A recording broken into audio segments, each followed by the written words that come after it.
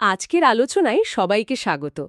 আমরা মর্গান হাউসের লেখা দি সাইকোলজি অফ মানি বইটার একটা সারাংশ নিয়ে কথা বলবো। সাধারণত ভাবি টাকা মানেই তো অঙ্ক ও হিসাব, কিন্তু এই বইটা বলছে না, ব্যাপারটা আসলে মনস্তত্ত্বের, মানে আমাদের আচরণ, ভয়, স্বপ্ন এগুলোর। ঠিক তাই। লেখক এটাই বোঝাতে চেয়েছেন। আমরা যে টাকা নিয়ে সিদ্ধান্তগুলো নিই, সেগুলো কতটা যুক্তিসঙ্গত তার চেয়েও বেশি নির্ভর করে আমাদের ব্যক্তিগত অভিজ্ঞতা, আমাদের মানসিক গড়নের ওপর। তো আজকে আমরা এই সারাংশ থেকে কিছু ইন্টারেস্টিং আর ভাবনার মতো বিষয় নিয়ে কথা বলবো।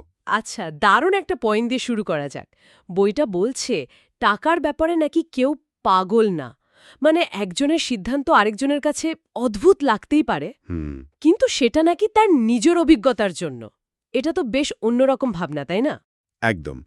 কারণটা হলো প্রত্যেকের আর্থিক যাত্রাপথ তো ভিন্ন।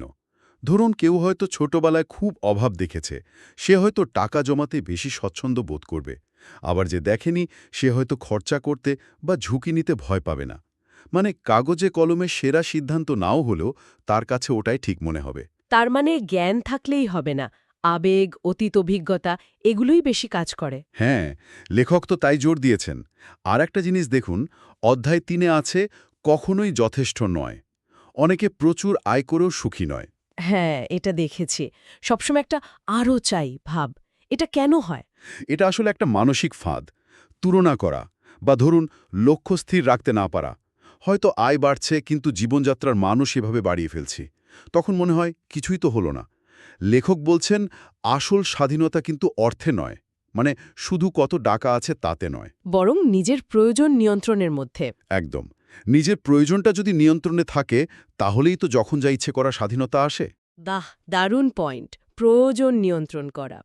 আচ্ছা, আরেকটা খুব ইন্টারেস্টিং ব্যাপার ছিল, ধনী হওয়া আর ধনী থাকা নাকি এক জিনিস নয়। হ্যাঁ, এটা খুব গুরুত্বপূর্ণ একটা কথা।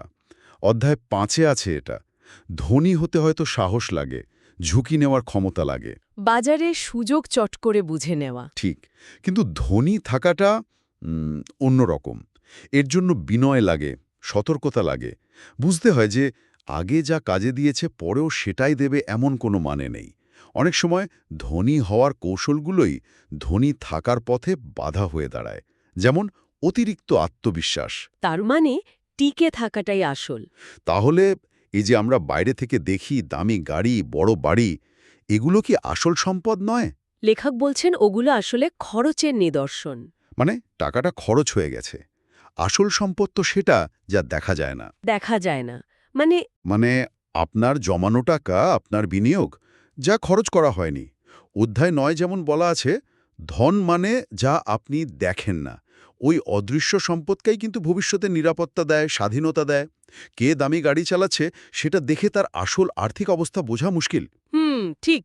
আচ্ছা, সময় নিয়েও তো কথা আছে।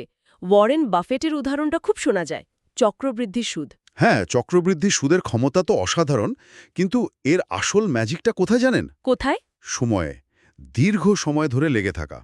অল্প লাভও যদি বছরের পর বছর ধরে চক্রবৃদ্ধি হারে বাড়ে, তাহলে সেটা বিশাল হয়ে দাঁড়ায়। কিন্তু সমস্যা হলো আমরা ধৈর্য ধরতে পারি না। ঠিক। আর এর সাথে তো সঞ্চয়ের অভ্যাসটা জড়িত, তাই না? একদম। অধ্যায় ১০, টাকা বাঁচান। আর এর জন্য যে বিরাট আয় করতে হবে তা কিন্তু নয়। তাই? তাহলে কিভাবে? প্রয়োজন হলো নিয়ন্ত্রিত অভ্যাস। মানে আয়ের একটা নির্দিষ্ট অংশ নিয়ম করে জমানো, খরচটা একটু বুঝে করা। এটাই ভিত গড়ে দেয়। লেখকের মতে অর্থের সবচেয়ে বড় সুবিধা কি জানেন? কি? নিজের সময়ের ওপর নিয়ন্ত্রণ লাভ করা।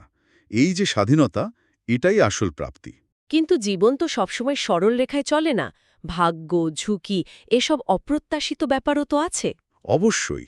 বইটাতে ভাগ্য আর ঝুঁকির কথাও বেশ গুরুত্ব দিয়ে বলা হয়েছে। অধ্যায় ২-এই আছে। এগুলো অদৃশ্য শক্তি কিন্তু প্রভাব ফেলে। আর ভবিষ্যৎ তো অনিশ্চিত, চমক তো থাকবেই। ঠিক। আর সেজন্যই পরিকল্পনায় কিছুটা ভুলের জায়গা রাখা দরকার। লেখক বলছেন রুম ফর এরর। সবসময় নিখুঁত যুক্তির পেছনে না ছুটে এমন সিদ্ধান্ত নেওয়া ভালো যা বাস্তবসম্মত, যা নিয়ে আমরা টিকে থাকতে পারব।